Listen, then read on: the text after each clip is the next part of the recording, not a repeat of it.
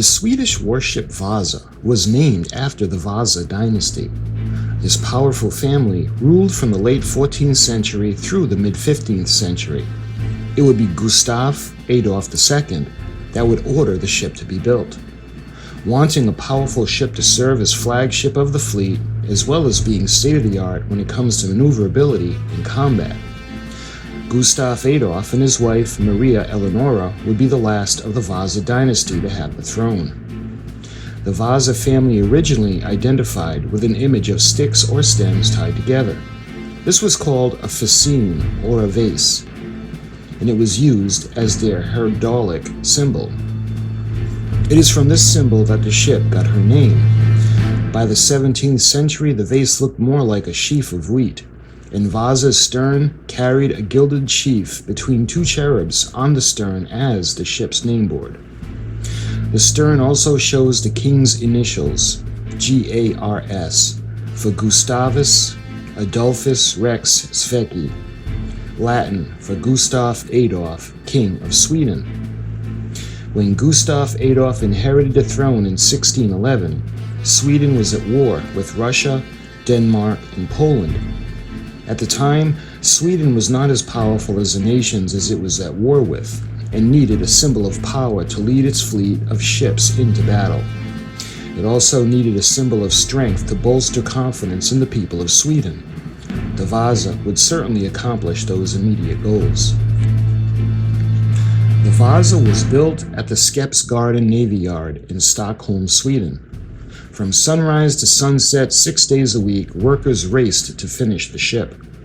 The king demanded that at least 2 new ships were put into service every year in order to expand the strength of the Navy.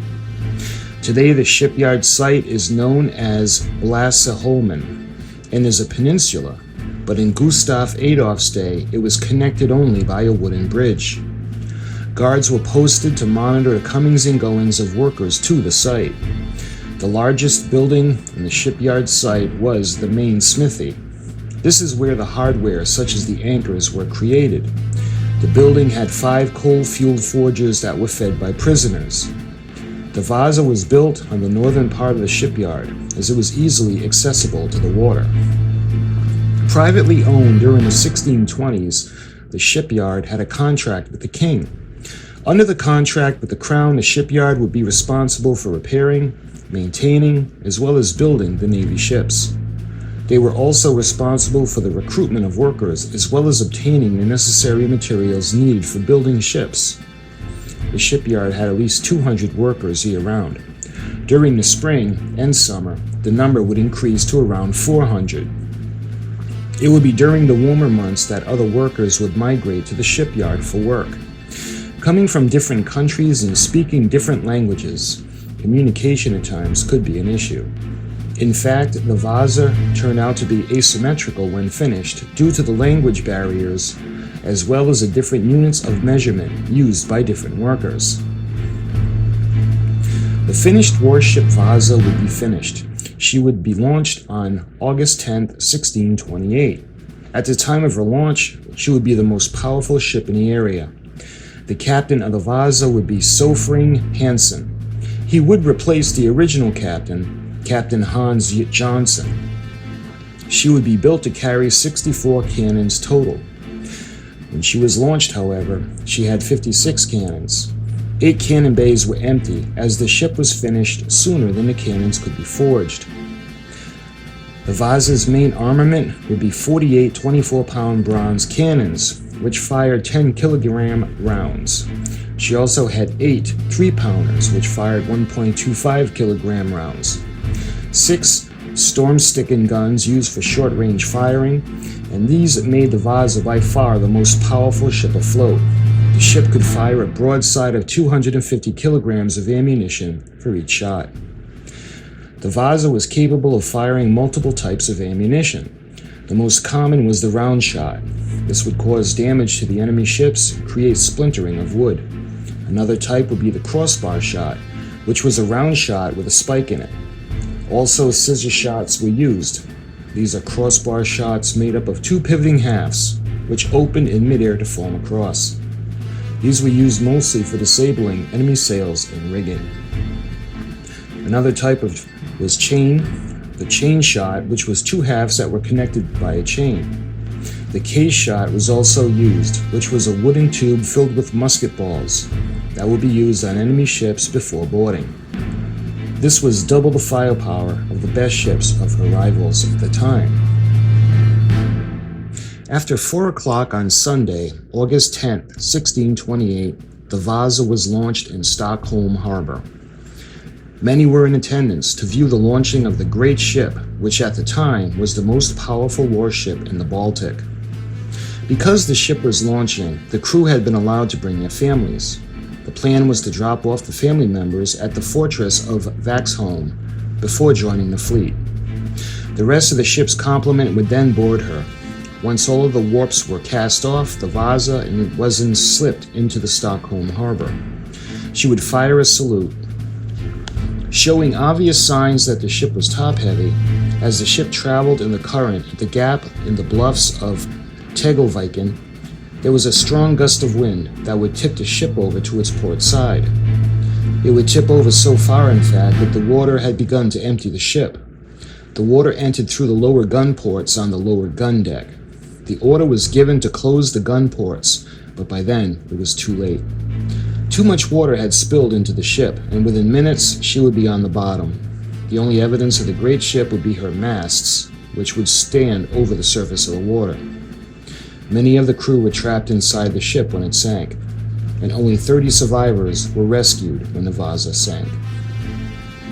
Almost immediately, a council of state started an investigation.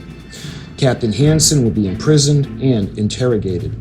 He informed the council that the ship had been too unstable to sail properly. Ultimately, no one was held accountable for the disaster. It was determined that the design of the ship would ultimately lead to her demise. The top-heavy design meant the ship could tilt way too easily. Many years later, 1955 to be exact, construction was planned involving the building of a bridge. A bottom survey would later reveal an object. It was thought to be debris and not the VASA. But suspicion would arise after a coring equipment would reveal black wooden pieces, possibly from a ship. On September 4, 1956, a dive team would later confirm that they had indeed found the VASA. It would be an idea of Anders Franzen to raise and salvage the ship. Few thought it was possible to salvage a ship from the 1600s, and many ideas were considered on how to raise the ship. It was decided to tunnel under the ship and run steel cables through them. These would act as support in an attempt to refloat the VASA, or at least bring it back to the surface. The project would take from 1957 through 1959 to complete, and 6 tunnels were dug. The cables were secured on a pair of pontoons. Odin and Frigg were their names. And on September 5, 1958, one of the VASA's cannons would be discovered, adding to the excitement. On August 20th, 1959, the initial lift would raise the ship and move it ever so slightly into shallower water. Each lift would move the ship an average of 3 feet. After repeating this for 18 times, the ship would be ready for a final lift. The ship would be cleared of silt and debris and would be made watertight in order to refloat it. This work would pay off. On Monday, April 24, 1961, the VASA would be brought to the surface, seeing daylight once again after being submerged for almost 333 years. The ship was still full of mud and sediment and needed a lot more work. Water and mud were pumped out of the VASA, and it needed a pontoon on her own to stay afloat. At the site where the VASA originally sank, divers would spend nearly 5 years recovering artifacts that had fallen off the ship, including the longboat and the anchors. The VASA herself needed to be treated to prevent deterioration of the wood. Excavation of the ship in April of 1961 would yield more than 30,000 artifacts from 1628. On April 24, 1961, the VASA was completely emptied of water. The hull would be inspected and various leaks were plugged. She would be towed to the Gustav IV dry dock in Beckholmen. Once there, the ship was released from the barges and floated herself into the dock. There she would come to rest on a specially constructed pontoon made of concrete. Once there, the ship would slowly be cleaned and preserved. Skeletons of a few crew members were found on the ship. The sink site also would be excavated and many artifacts.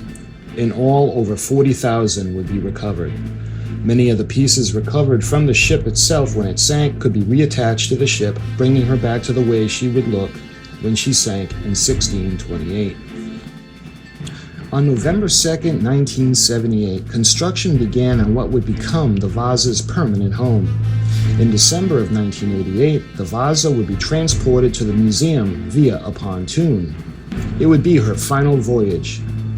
The VASA Museum would open in the summer of 1989, and it would be made official on June 15, 1990, when King Carl XVI Gustav inaugurated the museum. The overwhelming success would lead to a reconstruction of the museum, and it would be reopened on May 1, 2013. Since then, the museum would continue to draw millions of visitors. Millions of visitors continue to explore the VASA to this day. From 1628 to as of this writing in 2022, the VASA has touched many lives.